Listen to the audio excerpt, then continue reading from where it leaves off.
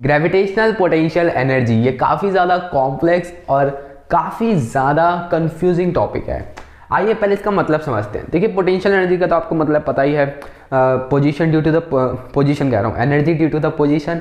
और ग्रेविटेशनल अगर जुड़ जाए तो समझ जाना कि ग्रेविटी की वजह से जो पोटेंशियल एनर्जी कोई मास या फिर कोई भी ऑब्जेक्ट अटेन कर रहा है वही हमारा हो जाएगा ग्रेविटेशनल पोटेंशियल एनर्जी। अब पोटेंशियल एनर्जी का आपने एक फॉर्मूला पढ़ा होगा, क्या? mgh। तो हमें नया फॉर्मूला निकालने की जरूरत ही क्या है, mgh से काम चला लेंगे। लेकिन अब जैसे जैसे हाइट, हमने यहाँ पे क्या करा था, हमने यहाँ पे g को कांस्टेंट ले लिया, हाइट को हमने वेरिएबल रखा है। लेकिन हम ये भूल गए कि जब हाइट ऊपर नीचे होती है, जब हाइट आप कह सकते हो बदलती है, वेरिएबल होती है, तो हमारा जो छोटा g है, जो gravitational acceleration due to gravity है, वो भी बदलती रहती है। तो इसलिए छोटा g भी हमारा कांस्टेंट नहीं रहेगा, जिसे हमने यहाँ पर कांस्टेंट मान लिया था। इसीलिए ये वाला फॉर्मूला तो हो जाता है खारिज। तो अब हमें निकालना पड़ेगा नया फॉर्मूला। तो यहाँ पे आप देखिए, मैं देखो यहाँ पे डायग्राम बना रहा हूँ, क्यों? क्योंकि यहाँ पर भी अभी डेरिवेशन ही होंगी। तो देखिए, लेट सपोज ये हमारी अर्थ है और यहाँ पर है हमारा ऑब्जेक्ट। अब ये कुछ h हाइट है, ठीक है, और यहाँ पर हमारी रेडियस ऑफ अर्थ। सो पहले वर्क डन देखते हैं इसका। वर्क डन हम देख रहे हैं by earth. Work done by earth क्या होगा? पहले वर्क डन का फॉर्मूला क्या होता है? फोर्स इनटू डिस्प्लेसमेंट यानी dx। और छोटा सा वर्क डन देख रहे हैं। देखिए ग्रेविटेशनल पोटेंशियल एनर्जी निकालने के जो फॉर्मूले हैं, उसके तरीके मतलब डेरिवेशन करने के तरीके वो दो हैं। पहला तो ये इंटीग्रेशन वाला और एक दूसरा और होता है। दूसरा वाला मैं आपको नहीं करा रहा हूँ, क्यों? क्योंकि वो जनरल भी नहीं है ना, आपके एनसीईआरटी की बुक में है। ये वाला जनरल है, इंटीग्रेशन से करते हैं जिसे हम। तो आइए देखते हैं। तो छोटे से वर्क डन के लिए मैं कर रहा हूँ, यानी dw के लिए कर रहा हूँ, f इंटू छोटा सा कोई डिस्प्लेसमेंट होगा। अब अगर मैं ये हटाऊँ, डॉट हटाऊँ, ये डॉट लगा देता हूँ क्योंकि क्या कहते हैं मल्टीप्लाई हो रहा है, मल्टीप्लाई दिखा रहा हूँ। तो f dx, और जो वर्क डन होता है वो क्या होता है? स्केलर क्वांटिटी या वेक्टर क्वांटिटी? Scalar quantity. और स्केलर क्वांटिटी में अगर दो वेक्टर एक स्केलर क्वांटिटी दे रहे हैं तो यानी उनमें क्या हो रहा है? क्रॉस प्रोडक्ट हो रहा है, डॉट प्रोडक्ट हो रहा है। डॉट प्रोडक्ट हो रहा है, अगर डॉट प्रोडक्ट को हम ओपन करते हैं तो हमारा कॉस थीटा खुलता है ना? तो इसीलिए यहाँ पे कॉस थीटा आया। नाउ अब हम क्या करेंगे? अब हम करेंगे इंटीग्रेशन। पहले तो इनमें कुछ वैल्यूज पुट कर लेते हैं। फोर्स क्या लगेगा इसमें और इसके बीच में? ये रेडियस ऑफ ये यहाँ पे अर्थ है, अर्थ और इसके बीच में फोर्स क्या लगेगा? अर्थ क्या फोर्स लगा रही होगी इस पे? अर्थ सिंपल इस डायरेक्शन में फोर्स लगा रही होगी। पहली बात तो डायरेक्शन आप देखना, इस डायरेक्शन में फोर्स लग रहा होगा आपका, ठीक है। तो अर्थ अगर इस डायरेक्शन में फोर्स लगा रही हो, फोर्स क्या लगा रही होगी? फोर्स सिंपल ग्रेविटेशनल फोर्स ही लगा रही होगी, G mass of earth into mass of object upon में एक्स स्क्वायर। एक्स क्या है? एक्स कोई भी हाइट, जिस भी हाइट पे हमारा ऑब्जेक्ट है, इंटू डी एक्स, अब cos into D X and then cos theta. अब कॉस थीटा में थीटा की वैल्यू भी हमें पुट करनी पड़ेगी, तो थीटा भी देख लेते हैं। अब यहाँ पे आप देखिए थीटा हम क्या देखेंगे? फोर्स और डिस्प्लेसमेंट के बीच का थीटा देखेंगे। तो फोर्स लग रहा है नीचे की तरफ और डिस्प्लेसमेंट हो रही है ऊपर की तरफ। फोर्स लग रहा है नीचे की तरफ और डिस्प्लेसमेंट हो रही है किधर? ऊपर की तरफ, ठीक। ये हमारी हो गई डिस्प्लेसमेंट dx। ऊपर की तरफ ही तो हम बॉडी को ऊपर की तरफ ही तो उठा रहे हैं, तभी तो ड्यू टू सम पोजीशन वो पोटेंशियल एनर्जी गेन कर पा रहा है। तो इनके बीच का जो एंगल है, इनके जो बीच का एंगल है वो है कितना? 180। बिल्कुल ठीक बात, ठीक है। तो थीटा की वैल्यू पुट कर देते हैं, G M X square into D X cos 180। अब कॉस 180 की वैल्यू क्या होती है? -1 होती है, सब आपको पता ही है। तो D W equals to minus cos 180 की वैल्यू तो हो गया G M X square by into D X, ठीक। अब मैं कर लूँगा इंटीग्रेशन। इंटीग्रेशन किससे? यहाँ पे इंटीग्रेशन होगा और एक यहाँ पे इंटीग्रेशन होगा, minus G M O, mass of M क्या है? Mass of earth, M O क्या है? Mass of object, X square into D X. यहाँ पे क्या इंटीग्रेशन करूँगा? यहाँ पे 0 से लेके x तक के लिए और यहाँ पे 0 से लेके w तक के लिए। तो अगर यहाँ पे डी डब्ल्यू का मैं इंटीग्रेशन निकालूँ तो आ जाता है बड़ा W, यानी वर्क डन हमारा सिंपल। और अगर यहाँ पे मैं क्या कहते हैं, अगर मैं यहाँ पर वो करूँ एस्केलेशन कर रहा हूँ, इंटीग्रेशन करूँ, तो कांस्टेंट वैल्यूज़ बाहर आ जाएंगी। तो बाहर लिख लेते हैं जी एम ई एम ओ और ये माइनस, जिसका हमें इंटीग्रेशन करना है वो चीज़ अंदर आएगी 0 से x के लिए 1/x²। यह सिंपल हम x की पावर -2 लिखते हैं, ठीक, इंटू डी एक्स। अब अगर मैं इसका क्या करूं, इसका इंटीग्रेशन करूं तो क्या आ जाएगा, -g M E M O. वैसे हम यहाँ 0 से लेकर x तक क्यों कर रहे हैं, क्योंकि हम किसी इन्फिनाइट पोजीशन से x हाइट पर रख रहे हैं। आप 0 ले सकते थे, 0 अगर नहीं लेना चाहे तो इन्फिनाइट भी ले सकते थे अगर आप चाहो तो, ठीक, इन्फिनाइट भी ले सकते हो, कोई दिक्कत वाली बात नहीं है। तो देखिए G M E M O then x -2 का इंटीग्रेशन क्या होगा, इंटीग्रेशन में क्या करते थे हम, जैसे मान लो x -2 इंटू डी एक्स का करना है तो क्या करते थे, जो हमारे पास पावर है उसमें +1 करते थे और वही पावर हम डिनोमिनेटर में भी लिखते थे। तो ये हो जाएगा कितना, -1, और ये कितना हो जाएगा, ये भी -1। तो एट द एंड ये 1/x और ये -1 इंटू में चले गया लेट से, तो माइनस, सही बात। तो यही आएगा, इसका इंटीग्रेशन करने के बाद यही आएगा 1/x, ठीक। तो -1/x। अब देखो यार, एक तो ये 8 बन जा रहा है बार बार, ठीक। अब आप यहाँ पे देखिए, यहाँ पे हमें वैल्यूज़ भी, जो लिमिट्स हैं वो भी पुट करनी पड़ेगी। तो लिमिट पुट कर लेते हैं। लिमिट मैं यहाँ पे पुट करके दिखा रहा हूँ आपको, लिमिट सिंपली यहाँ पे पुट करके दिखाने, लेकिन अगर ज़्यादा नीचे जाऊँगा तो पैनल ख़त्म हो जा रहा है, आप समझ सकते हो क्या दुविधा बीत रही है मेरे ऊपर। तो देखिए 1x की जगह x रखा, -1/∞, x की जगह इन्फिनिटी रखा, तो ये होता है 0, 1/∞ 0 होता है, तो 1/-x ही बचेगा। तो अगर मैं इसकी लिमिट पुट कर दूंगा तो मेरा ये आ जाएगा, ठीक है। तो वर्क डन का फॉर्मूला बन गया आपका -g/m/e/m/o/x। अब आपको एक जादू दिखाऊं, देखिए हमको पता है कि अर्थ जो ग्रेविटेशनल फोर्स लगा रही है, ग्रेविटेशनल फोर्स जो लग रहा है वो एक कंजर्वेटिव फोर्स है, और कंजर्वेटिव फोर्स के अगेंस्ट जो भी काम करा जाएगा वो पोटेंशियल एनर्जी में कंजर्व रहेगा। तो वर्क डन यहाँ पे पोटेंशियल एनर्जी के बराबर हो सकता है। वर्क डन किसके बराबर हो सकता है, पोटेंशियल एनर्जी के बराबर हो सकता है। तो जो वर्क डन निकलेगा, जो वर्क डन की एक्सप्रेशन निकली है वही पोटेंशियल एनर्जी की एक्सप्रेशन होगी। तो ग्रेविटेशनल पोटेंशियल एनर्जी का आपका फॉर्मूला हो जाएगा -g/m/e/m/o/x, सिंपल, दैट्स ऑल, ठीक है। अब आप यहाँ पे देखिए, ये तो हो गया आपका, क्या कहते हैं, हमने डेरिवेशन कर ली। अब एक होता है ग्रेविटेशनल पोटेंशियल एनर्जी हो गई, अब एक आता है ग्रेविटेशनल पोटेंशियल एनर्जी। और ग्रेविटेशनल पोटेंशियल में डिफरेंस क्या है। ग्रेविटेशनल पोटेंशियल एनर्जी साफ कहता है कि किसी भी एक पार्टिकल को इन्फिनाइट से एक फिक्स डिस्टेंस से लाने के लिए, किसी भी पार्टिकल को, ये वाला पॉइंट आता है, हाँ तो छोड़ो, किसी भी पार्टिकल को इन्फिनाइट से किसी डिस्टेंस पे लाने के लिए, किसी भी डिस्टेंस पे लाने के लिए जितनी हमें पोटेंशियल एनर्जी लग रही है, जितनी एनर्जी लग रही है वो हो जाएगी ग्रेविटेशनल पोटेंशियल एनर्जी। और जितनी हर एक मास यूनिट पे लग रही है, जितनी एनर्जी हर एक मास यूनिट पे लग रही है, ये तो हो गया टोटल एनर्जी जो पूरे सिस्टम पे लग रही है। अब उस सिस्टम में कुछ मास होगा, उस मास के हर एक यूनिट पे जो एनर्जी लग रही है वो हमारा होगा ग्रेविटेशनल पोटेंशियल। तो ग्रेविटेशनल पोटेंशियल अगर हर एक मास पे लग रही होगी, तो जो मास मैंने लिया है, आपको ना देखो ऊपर मैंने एक मास बनाया है, आपको दिख नहीं रहा होगा, मैं एक बार थोड़े से रोटेट करने की कोशिश करूँ, ये देखिए, हाँ जी, यहाँ पे आपको ये जो मास दिख रहा है ना, ये मास दिख रहा है आपको। इस पूरे सिस्टम के मास के एक यूनिट पे कितनी ग्रेविटेशनल पोटेंशियल एनर्जी लग रही होगी, वही हमारा होता है ग्रेविटेशनल पोटेंशियल। और उसको v से डिनोट करते हैं पहली बात।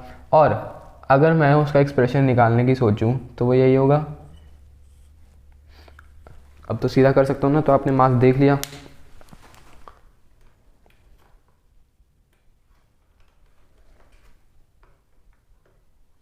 हाँ जी, ठीक तो है ना, परफेक्ट। तो अब आप यहाँ पे देख सकते हैं ग्रेविटेशनल पोटेंशियल एनर्जी का क्या हो जाएगा, जितना फोर्स लग रहा है, जितना भी ग्रेविटेशनल पोटेंशियल एनर्जी लग रही है उस मास के, उस सिस्टम के हर एक मास के एक यूनिट पर, मतलब पर यूनिट मास पर, ठीक है। तो पर यूनिट मास से एमओ से एम हो गया, और ग्रेविटेशनल पोटेंशियल एनर्जी है G M E by X. अब ये पता है हमने किस लिए निकाला है, ये हमने निकाला है अर्थ के लिए, कि अगर अर्थ से कोई चीज़ हो रही है, क्या जनरल में कोई चीज़, अगर मान लो अर्थ नहीं है ना, कोई और ऑब्जेक्ट है, जैसे मान लो सन और जुपिटर का हम देख रहे हैं, या फिर किसी और छोटे छोटे पार्टिकल का देख रहे हैं, ए बी पार्टिकल का देख रहे हैं, तब वहाँ पे क्या होगा, mass of A then mass of B, और पोटेंशियल एनर्जी डिपेंड करता है किसकी निकालना है, अगर ए की निकाल रहे हैं तो मास ऑफ ए रखेंगे, अगर बी की निकाल रहे हैं तो मास ऑफ बी रखेंगे, ठीक। तो यानी जनरल फॉर्मूले भी इसके यही होंगे, बस मास ऑफ अर्थ की जगह जो भी आपको निकालना है वो रख देना, और यहाँ पर मास ऑफ अर्थ और मास ऑफ ऑब्जेक्ट की जगह आप जो दो अलग ऑब्जेक्ट आप यूज़ कर रहे हो उनकी एनर्जी, उनके मास आप रख देना, आपका जनरल फॉर्मूला भी यही होगा। आइए, ये तो हमने कर लिया gravitational potential energy and gravitational potential complete. अब इसका एक क्वेश्चन भी देख लेते हैं, क्वेश्चन आपकी स्क्रीन पे आ रहा होगा, एग्जाम्पल नंबर 7.3 कह रहा है कि find the potential energy of a system of 4 particles placed at the vertical of, ठीक है, vertical of square of side है, also obtain the potential at the centre of square, ठीक है। Find the potential energy of a system, पहले हम diagram बना लेते हैं।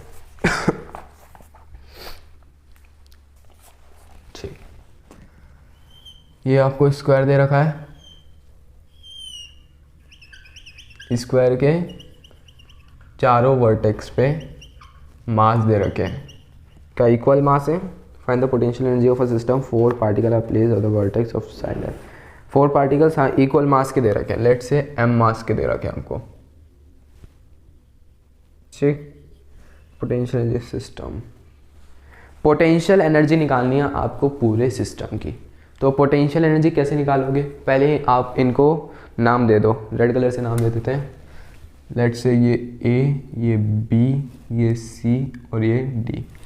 अब आपने रोटेशनल मोशन अगर कराओ तो आपको पता होगा, जब भी हम किसी वेलोसिटी, जैसे अगर किसी पार्टिकल की निकाल रहे हैं और एक पूरे सिस्टम की वेलोसिटी निकाल रहे हैं, और या फिर आप कह सकते हो किसी एक पार्टिकल का मास निकाल रहे हैं, किसी सिस्टम का सेंटर ऑफ मास निकाल रहे हैं, तो हम क्या करते थे, सारी चीज़ों को ऐड ऑन कर देते थे, है ना। वही चीज़ हम यहाँ पर करेंगे, हम किसी एक पार्टिकल का ग्रेविटेशनल पोटेंशियल एनर्जी नहीं निकाल रहे हैं, हम चारों पार्टिकल यानी पूरे सिस्टम की हम क्या कर रहे हैं, पोटेंशियल एनर्जी निकाल रहे हैं। तो चारों पार्टिकल की पोटेंशियल एनर्जी निकालेंगे, देन आप कर सकते हो, उनको ऐड कर सकते हो।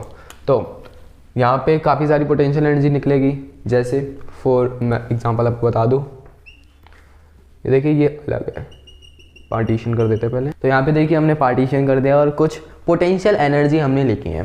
पोटेंशियल एनर्जी ये कौन कौन सी पोटेंशियल एनर्जी है, ये वो पोटेंशियल एनर्जी है जो पूरे सिस्टम के इंटरनल एनर्जी कह रहा हूँ, सिस्टम के इंटरनली ये लग रहे होंगी। जैसे ये जो ए होगा, ये ए और बी के बीच में एक पोटेंशियल एनर्जी लग रही होगी, बी और सी के बीच में एक पोटेंशियल एनर्जी लग रही होगी, सी और डी के बीच में एक पोटेंशियल एनर्जी लग रही होगी। तो ऐसे हमें हर एक पोटेंशियल एनर्जी निकालनी है। तो लेट्स से पहले हमें जो डेटा दे रखा है वो कंप्लीट लिख लेते हैं हम। साइड एल है हमारे पास, ठीक है, साइड हमारे पास एल है, ठीक। तो अब पोटेंशियल एनर्जी कहाँ कहाँ लग रही होगी वो देखते हैं। ए और बी के बीच में लग रही होगी, तो मैंने लिख दिया यू ए और बी, ऐसे लिख दिया मैंने, डिनोट करा है। बी और ए और सी के बीच में लगेगी, ठीक है, लिख दिया। फिर उसके बाद ए सी के बीच में लगेगी, ए डी के बीच में लगेगी, ठीक है। अब बच्चे क्या करते हैं ना, बच्चे करते हैं कि सर ए बी के साथ लगा रहा है, ए सी के साथ लगा रहा है, ए डी के साथ लगा रहा है, चलो ठीक है मान लिया। तो अब बी ए के साथ लगाएगा, बी सी के साथ लगाएगा, बी डी के साथ लगाएगा, ये गलत हो जाएगा, आपकी डबल काउंटिंग हो गई है। कौन सी डबल काउंटिंग हुई है, ये वाली, कि ए अगर बी के साथ लगा रहा है और बी ए के साथ लगा रहा है तो वो सेम ही तो पोटेंशियल एनर्जी लगा रहे होंगे।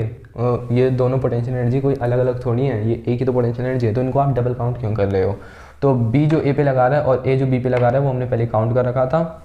अब हम देखते हैं बी जो सी पे लगा रहा है और बी जो डी पे लगा रहा है। अब डी पार्टिकल का देखते हैं, तो डी का देखो सी के साथ हो चुका है, यहाँ पर डी का बी के साथ भी हो चुका है और डी का ए के साथ भी हो चुका है। तो यही टोटल हमारी जितने भी पोटेंशियल एनर्जी यहाँ पे लगनी है ये यही होंगी वो।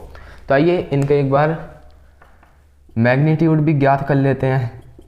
ज्ञात मतलब फाइंड कर लेते हैं, हिंदी भाई नहीं आती ना।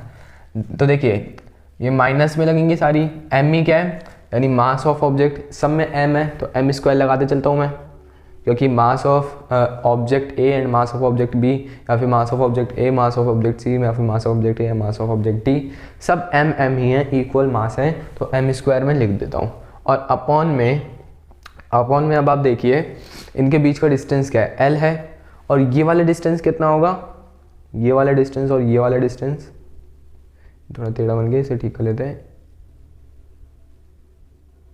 हाँ जी, ये वाला डिस्टेंस और ये वाला डिस्टेंस कितना होगा, जैसे लेट से ये एल और ये एल, तो ये कितना होगा, ये होगा √2l।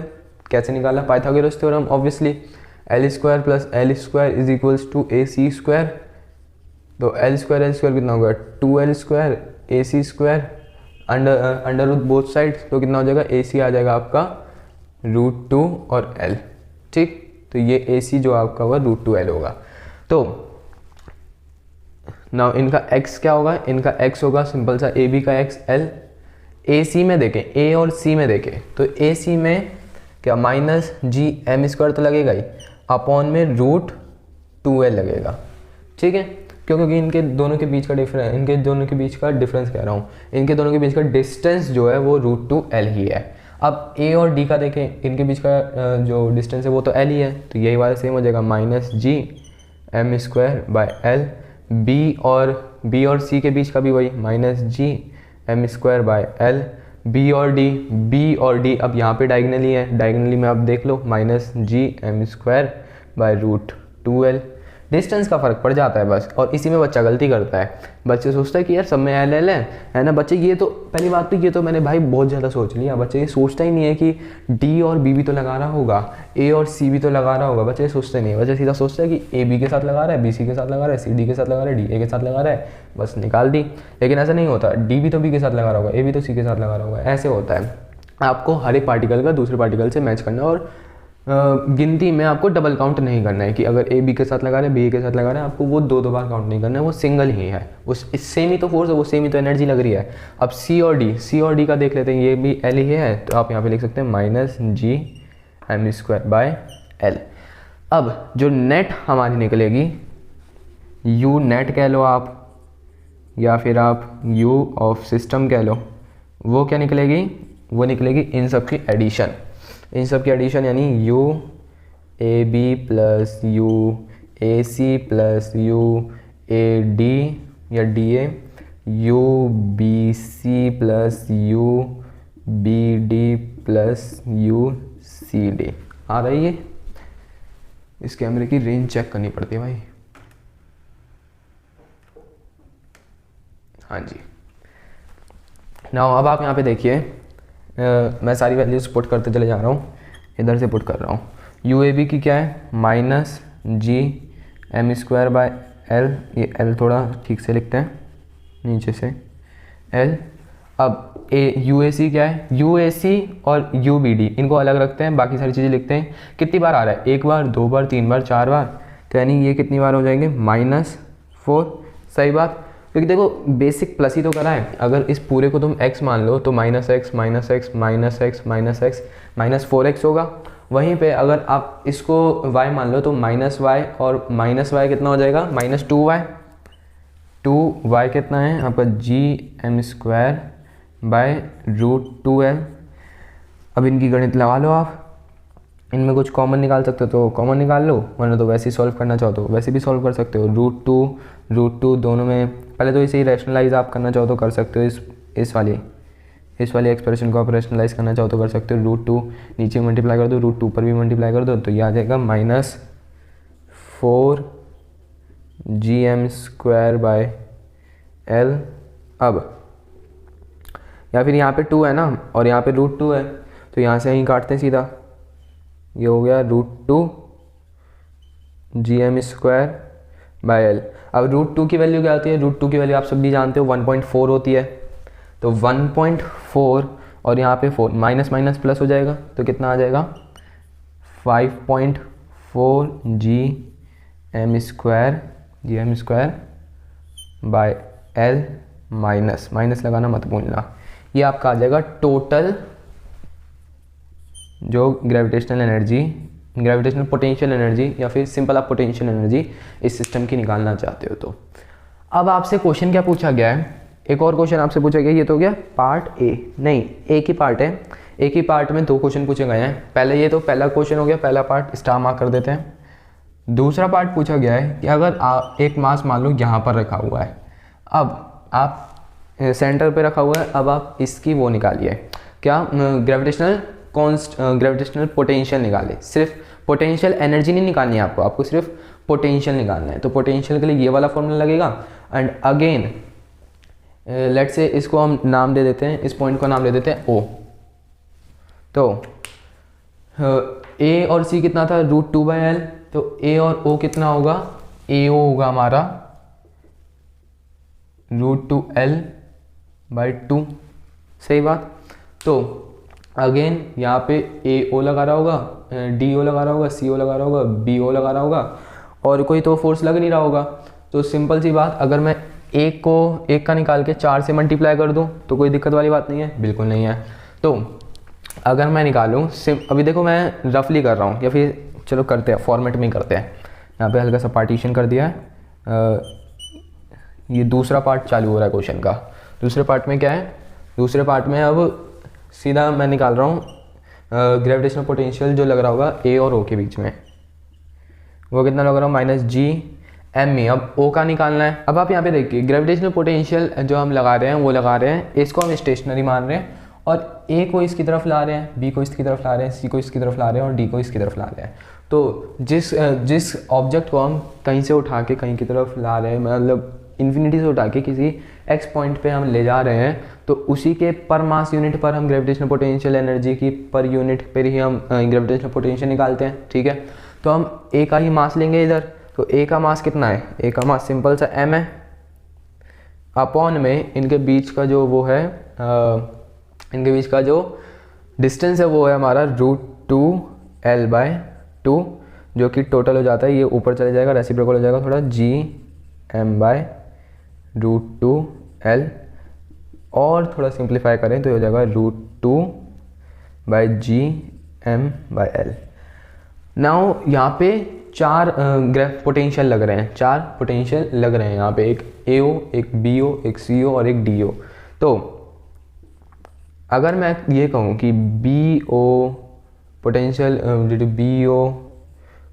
Eight CO, potential at DO and potential at AO, ये दोनों, ये सारी की सारी इक्वल है, तो कोई दिक्कत वाली बात बिल्कुल नहीं होनी चाहिए। क्योंकि मास सबका सेम है, और क्योंकि वेरी, देखिए आप खुद देखिए ना, फॉर्मूले में वेरी क्या करेगा, फॉर्मूले में तो मास वेरी करेगा या x वेरी करेगा, G तो कांस्टेंट ही रहेगा। तो मास तो सबका सेम है और सबका डिस्टेंस भी O से सेम ही है, तो यानी ये सारी वैल्यूज़ भी सेम ही आएंगी। तो अब हमें क्या करना है, नेट निकालना है। हमें क्या करना है, V नेट निकालना है, हमें पोटेंशियल नेट निकालना है, या फिर आप कह सकते हो पोटेंशियल एट सेंटर निकालना है, पोटेंशियल एट सेंटर निकालना है। तो वो कैसे निकालेंगे, वो इन सब का प्लस कर देंगे। और अगर मैं कहूँ कि x + x + x + x = 4x, तो कोई गलती वाली बात कर दी मैंने, बिल्कुल नहीं। तो वैसे ही अगर मैं इन सभी को प्लस करूँ, इसको x मान लूँ और 4x लिखूँ, तो यानी 4 × x क्या माना है, x हमने ये माना है, तो इंटू -√2, माइनस इधर लगा देते हैं, Gm/L, ये हमारा हो जाएगा V नेट। आई होप आपको ये टॉपिक भी काफ़ी अच्छे से समझ आ गया होगा। नाउ अब बढ़ेंगे अपने स्केप वेलोसिटी टॉपिक की तरफ, एंड देन आपका स्केप वेलोसिटी की, एक तो आपकी स्केप वेलोसिटी बच जाता है, देन सैटेलाइट मोशन, और ये चैप्टर वहीं पे ख़त्म हो जाता है। तो आइए करते हैं अपना नेक्स्ट टॉपिक।